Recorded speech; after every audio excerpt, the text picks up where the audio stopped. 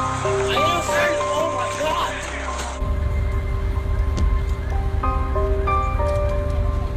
Now, this is not about Russia, North Korea, or the cooking practices in Mar-a-Lago. Seriously, that's a front page story. Oh no, this is just a reminder that not one, but two police officers with past records of using excessive force sought to recreate a chilling scene from American History X by stomping on the face of already handcuffed black men. Reminding those that may have forgotten that police brutality is still a pretty prominent issue plaguing America today, and why we must continue to say Black Lives Matter. So the first horrific video documents a scenario in which an officer has a black suspect handcuffed to the ground and under control in Ohio. But in steps GI Jackass number 1, Zachary Rosen, an officer who, by the way, was involved in a controversial fatal shooting in 2016 in which he fired 15 shots at a 23-year-old man, a case that is still under investigation due to conflicting reports. So in steps Rosen, seemingly dissatisfied with the already restrained man's consciousness or his ability to still breathe, and chillingly stomps on the man's head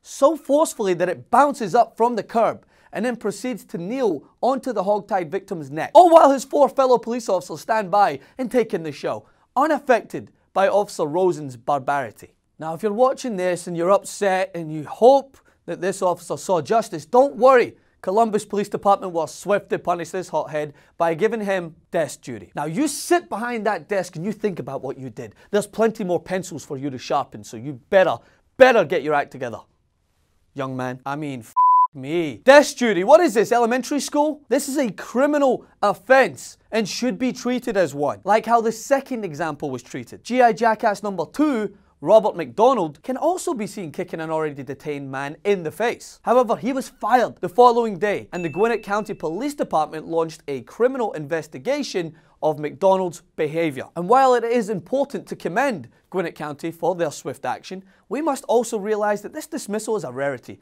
amidst a judicial system that often looks the other way when a crime is committed by someone wearing a uniform, such as... You're alive!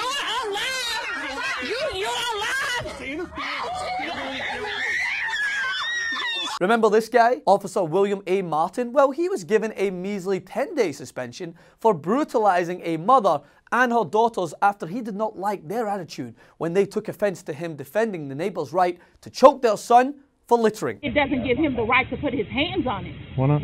This guy was back patrolling the streets in a matter of days. And in most cases, the brutal use of force like that of Officer Rosen's or any of the ones mentioned above are defended because the suspect involved on the ground was eventually charged with several crimes. But then you see Dylan Roof being treated to a Burger King in between his arrest, and it has you question that excuse. But regardless of the suspect's offenses, officers are supposed to be trained to de-escalate situations and be rational in the face of adversity, using force when needed. Was the use of force by Officer Rosen needed? Was the use of force by Officer McDonald needed? Was the use of force used on Philando Castile or Terrence Crutcher needed? We must stop making excuses for officers like this just because no one was killed, but treat it for what it is: another unnecessary act of force enacted on a black citizen in this country that has to be addressed by, say it with me, Jeff Sessions, police reform. Now, while there are millions of brave officers out there who courageously put their life on the line to protect communities and deserve the utmost respect, there are also far too many examples of, wait for it,